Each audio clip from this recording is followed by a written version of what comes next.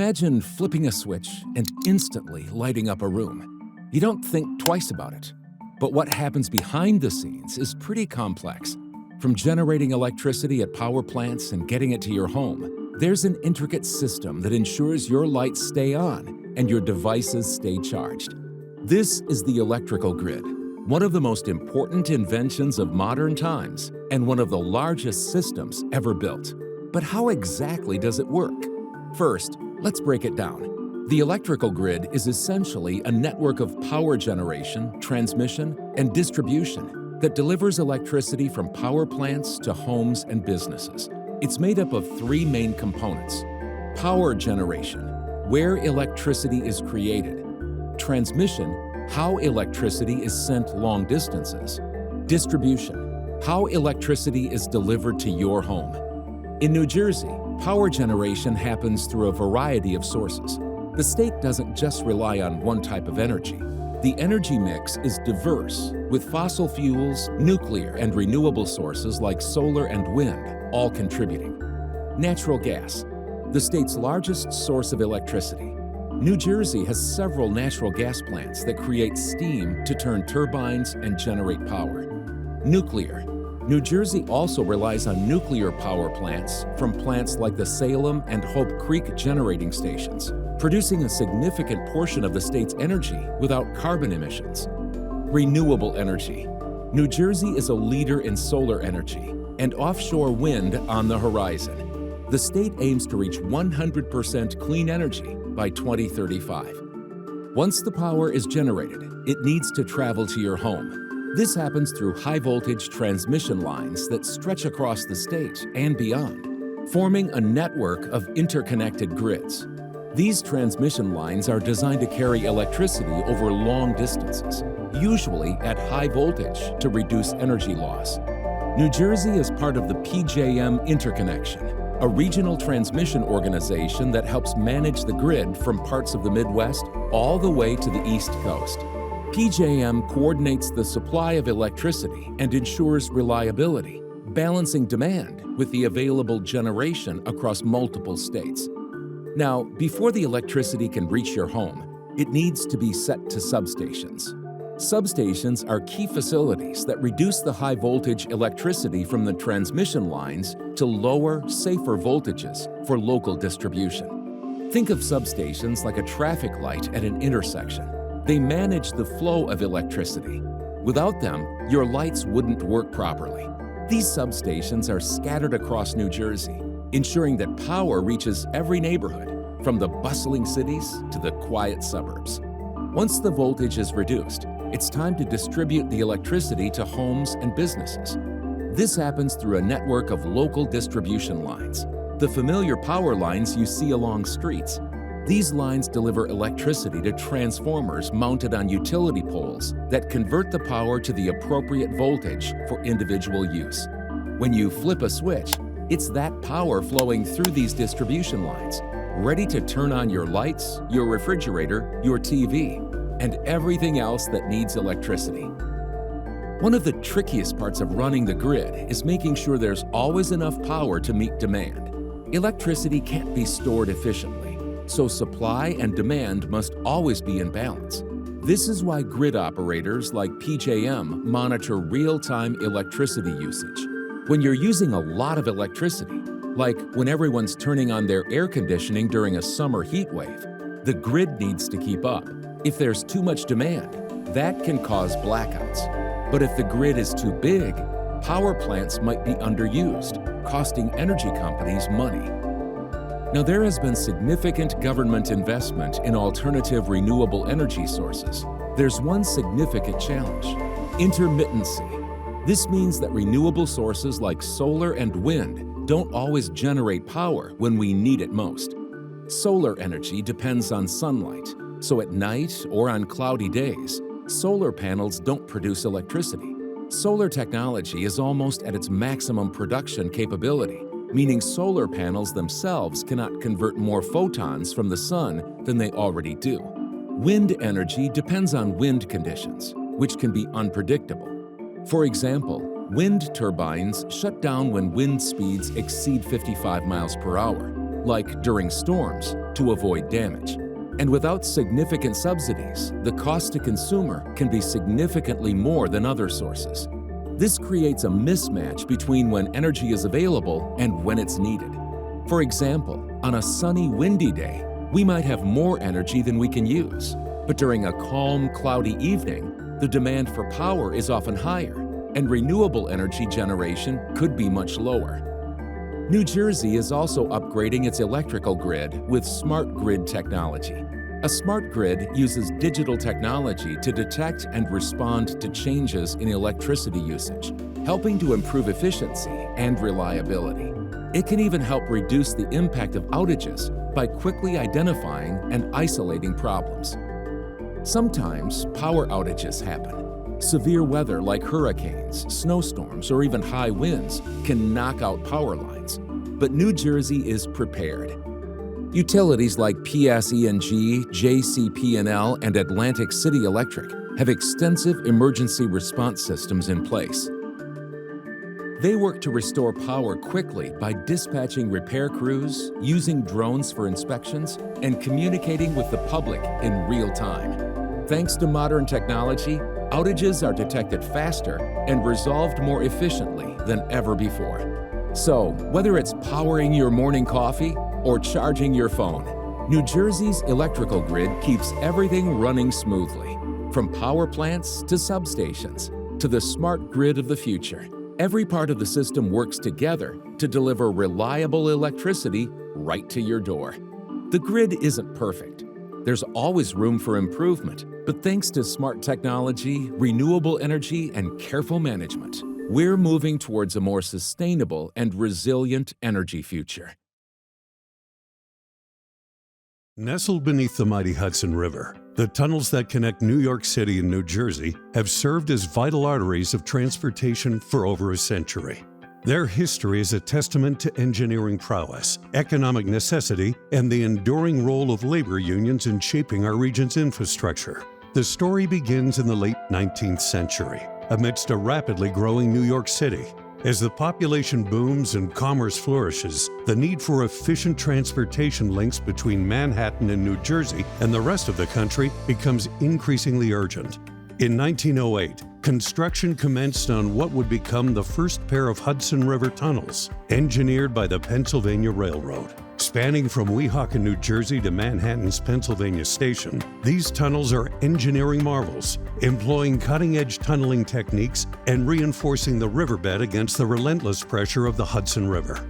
Completed in 1910, the tunnels quickly became a lifeline for commuters and freight alike, enabling the efficient movement of goods and people between New Jersey and New York City.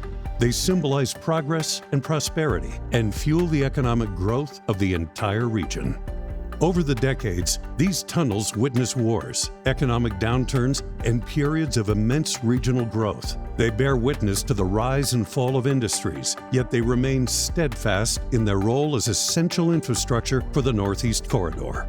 However, the passage of time is not kind to infrastructure. Increased traffic, harsh weather conditions, and the relentless march of corrosion take their toll. Members of the House Committee on Transportation and Infrastructure toured the century-old North River Rail Tunnel under the Hudson Thursday night. It's part of the larger Gateway project, which would replace the deteriorating tunnel linking Amtrak's Northeast Corridor between New York and New Jersey. In 2012, Superstorm Sandy devastates the region and floods the tunnels with corrosive saltwater. The saltwater eats away at all of the electrical and signaling systems in the tunnel and accelerates the deterioration of the tunnel walls. The need for a modern, resilient transportation link becomes more urgent than ever. Additionally, trains traveling to New York City must cross over the Portal Bridge, another relic from the past. Based on bridge designs from the 1840s, the Portal Bridge also opened in 1910.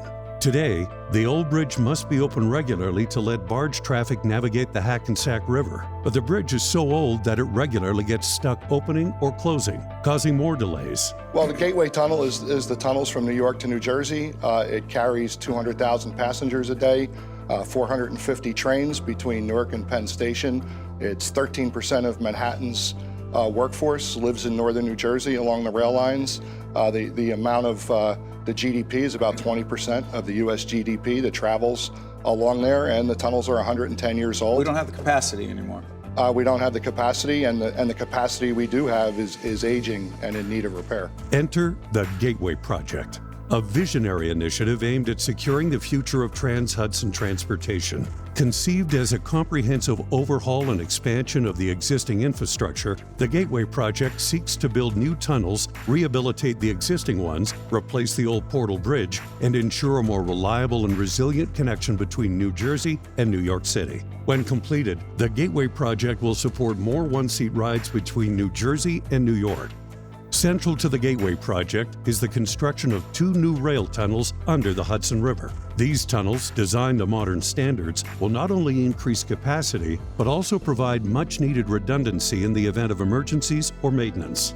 Building tunnels under a major river like the Hudson presents unique challenges. We're employing state-of-the-art tunnel boring machines and advanced materials to ensure both safety and efficiency. We recognize that the whole gateway, and that gateway is the tunnels and the bridges and all the approaches, is critical nationally, not just to New York and New Jersey, not just to the Northeast region, but the entire United States. The Gateway Project is, without exaggeration, the most important infrastructure project in the country. Well, Chris, it's the largest infrastructure project in U.S. history, building 2 new tunnels connecting New Jersey and New York.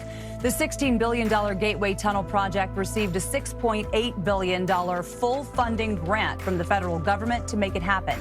The project will provide 2 new tunnels under the Hudson while improving the existing aging tunnels. The federal government recognizes its importance and is contributing $12 billion in funding of this $16 billion project. The remaining $4 billion is being split between New Jersey and New York. The light at the end of the Gateway Tunnel is signed, sealed, and delivered. This is a great American project. This region of New York and New Jersey is the most economically productive region in all of America and one of the most economically productive regions in all of the world. Integral to the construction and maintenance of these tunnels are the dedicated men and women of various labor unions. From the skilled tunnel workers who brave the depths of the Hudson to the electricians and engineers ensuring safety and efficiency, union labor plays a crucial role in every phase of the project. This isn't just about money for rail. This is about jobs and economic opportunity.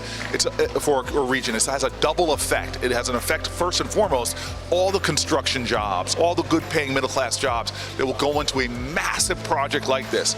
But by opening up these arteries and increasing the flow of economic activity in our region, it'll create other jobs, business opportunities, so many things. The port area that we're standing in right now is an example of that. By our grandparents investing in this area, building out this port infrastructure. Here we are today talking about thousands of jobs coming to our region, being built upon infrastructure that already exists. What if we expand that infrastructure, increase those logistic capabilities? It just creates more jobs, more opportunity, and that's what it's about. For families in Bayonne, for families in Essex County, Hudson County, Union County, Bergen County, all northern New Jersey and beyond, this is an opportunity to create incredible opportunities for economic growth, economic prosperity. That's what we should all be fighting for.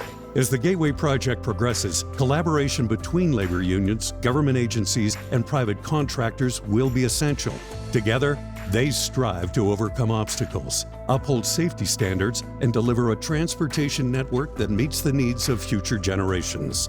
It's the gateway to the gateway, right? This section of work will take 2 years. It's a once-in-a-generational project, and we're all here. We all love it, and it's can't wait to get it done. It is the most urgent infrastructure project in the country. It is a critical fracture point for the entire nation's economy. As the sun sets over the Hudson, one thing remains clear. The story of the Hudson Rail Tunnels is one of resilience, innovation, and the collaborative efforts of those who build and maintain our infrastructure. With the Gateway Project on the horizon, the future of Trans-Hudson transportation looks brighter than ever before. When union labor and contractors come together for one common goal, anything can be accomplished. ELEC, the Engineers Labor Employer Cooperative. We are the labor management fund for the International Union of Operating Engineers, Local 825. From Kingston to Cape May and from river to river, we're creating the opportunities that spawn real economic development and building the future. As members of the business community and chambers of commerce, we create the partnerships needed to collaborate success. As advocates, we shape the public policy in local town halls and state houses that protect our members and generate possibilities. We eliminate entry barriers that ensures our members are ready on day one for whatever work our contractors require. And as industry innovators, we develop grant programs to help our contractors compete in underrepresented market sectors. This is what the 21st century organized labor looks like. This is ELECT, building the infrastructure New York and Jersey relies on. In the 1920s and early 1930s, James Braddock was known not for his fists, but for his skill and grit in the hard world of labor. His life was famously chronicled in the Oscar-nominated film Cinderella Man, starring Russell Crowe as James Braddock. Long before he became a boxing legend, Braddock worked as an operating engineer, one of the toughest and most dangerous jobs in the world. This is the story of a man who fought not just in the ring, but in the trenches of the Great Depression, where every day was a battle for survival. Operating engineers were the backbone of America's construction and industrial revolution. They worked massive machines, steam shovels, bulldozers, and cranes during the day and fought for their families and their futures at night. James Braddock, a man who would go on to become the heavyweight boxing champion of the world, was one of them. Born in 1905 in New York City, Braddock was no stranger to hard work. After a brief and promising career as a boxer, injury and the Great Depression forced him out of the ring. But instead of giving up, he turned to the only thing he knew: manual labor. As an operating engineer, Braddock worked long hours in the unforgiving conditions of the docks and construction sites. His job was to operate heavy machinery, machines that moved dirt, built roads, and laid the foundation for America's future. These were physically demanding, dangerous jobs, but Braddock was no stranger to hard work. The machines were massive and difficult to control. Operating engineers like Braddock had to be precise, skilled, and able to keep their cool under intense pressure. It was a job where mistakes could be costly, both in terms of money and, in some cases, lives. For Braddock, the work was exhausting, but it was also the only thing keeping his family afloat during the Great Depression, a time when jobs were scarce and survival was a daily struggle. He earned his wages not in the ring, but in the dirt and dust of a rapidly changing world. His wife, May, and their 3 children depended on him. And while the pay wasn't always enough, Braddock's resilience and determination made him a local hero in his neighborhood as he kept pushing forward against all odds. But Braddock was never finished with boxing. The call of the ring was always there, pulling him back. In 1934, with his family struggling to get by, he took the biggest gamble of his life, a return to boxing. In a stunning turn of fate, Braddock, once considered washed up, defeated the odds and won a string of unexpected victories. His comeback story captured the imagination of the nation, and in 1935, Braddock faced Max Baer for the heavyweight championship of the world.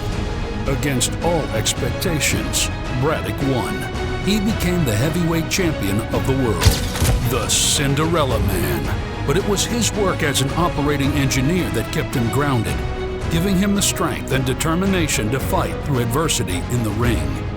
Braddock's story wasn't just one of boxing greatness. It was the story of a man who worked hard, faced countless setbacks, and fought for a better life for his family. Whether behind the controls of a steam shovel or inside the ropes of the boxing ring, James Braddock showed the world the true meaning of resilience. Because, in the end, the toughest battles are fought both in the ring and in the everyday work of building a life. James Braddock, a man who fought for his family, for his future, and for a dream that seemed impossible. He wasn't just a champion in the ring. He was a champion of hard work, of perseverance, and of the human spirit. These values are exemplified today and every day in the men and women of the Operating Engineers, Local 825.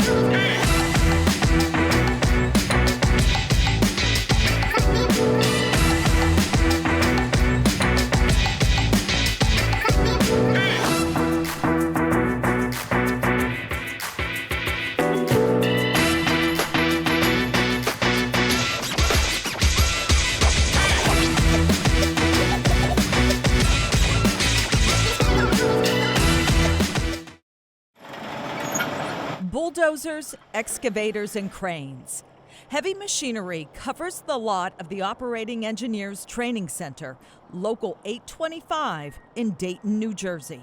It's where 7,800 union members across New Jersey and Lower New York train before building local infrastructure. We have everything almost soup to nuts that you would see in the construction industry. We teach everything here. Greg Lullaby, a second-generation crane operator, now oversees the training center's operations. We invest in training every year because what we do is so critical. Before operating heavy equipment, pull it back to you nice and easy. The trainees start here. We start them out at certain basic skills. It looks like a gaming arcade. This gentleman here is working on an excavator. The exercise that he's doing is loading trucks and cycle times. Using state-of-the-art virtual reality simulators, training is key. Different weather, different lighting, snow, wind. Training at the center is free to a limited number of students chosen. It's competitive too.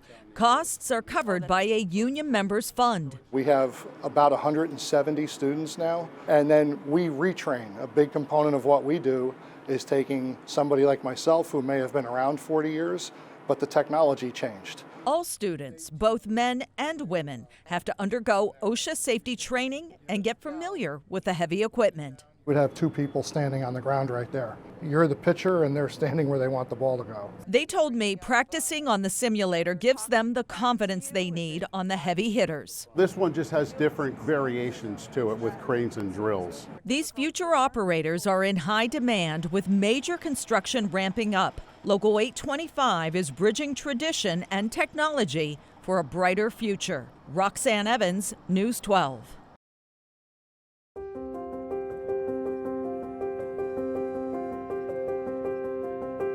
Nestled along an old quarry lake in central Jersey, the soaring cranes of the local 825 training center can be seen from the New Jersey Turnpike. This high-tech facility is where union operating engineers go to learn how to safely operate cranes, dozers, and other high-powered heavy equipment seen at construction sites around the state. Inside, they have construction equipment simulators, welding simulators, and classrooms. Outside, they have instructors teaching them the fine points of their trade. Next time you're on the New Jersey Turnpike between exits 8A and 9, look for us on the southbound side. Local 825 Operating Engineers, the best trained operating engineers in New Jersey.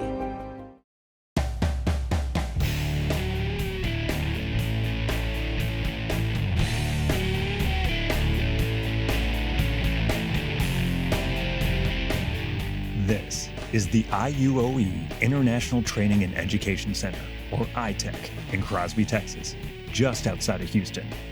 Here, union stationary engineers can expand their skills at a state-of-the-art facility developed specifically for them. ITEC is the largest training center in North America for union construction and maintenance professionals. For stationary engineers, this means unparalleled, innovative training. You're getting specialized training that you wouldn't get at your local facility. I know that firsthand you can't get this training elsewhere. I paid a lot of money to get training that's half as good, if that, so it's priceless to get this kind of training. This is like a cell phone or anything else. If you don't know the features on there, you're never going to use them. ITEC offers classes in a variety of topics designed to take stationary engineering skills to the next level. They have the best instructors in the union possible. All of them have a background in whatever it is that they're teaching, and they know it inside and out because they've done it themselves for years. We're looking at pumps, motors, electrical basics, advanced electrical systems, heating, ventilation, fire life safety systems, chillers, and base building.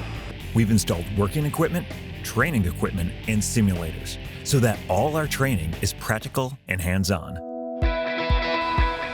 At ITEC, one of the unique advantages is that students are not just looking at training in a manual or a PowerPoint. They're getting their hands on the equipment, and that's important. We want them to be able to go back out into the real world, back into their buildings and so forth, and be able to train the same way as if they were working in their buildings, in their facilities. We're actually handling the equipment, we're actually handling the meters, we're putting leads here, we're testing, we're putting circuits together. All of that is right in front of us. This air handler that's in here that would normally be on the roof, that they have this in here for you to actually open up, look at, get your hands in there and actually do hands-on training, which is not something that you're going to get in a normal classroom setting. ITEC students work on equipment from many of the industry's top manufacturers. What's so special about this place is the ability to showcase large pieces of equipment which we cannot showcase in our local facilities and our local training centers. Manufacturers each have their own specialties, and here you get a chance to see from different manufacturers, but how they also interconnect with each other. Students also learn about the latest industry advances. You can get irrelevant very quickly, and this training center keeps the training relevant because it stays on top of the modern technology.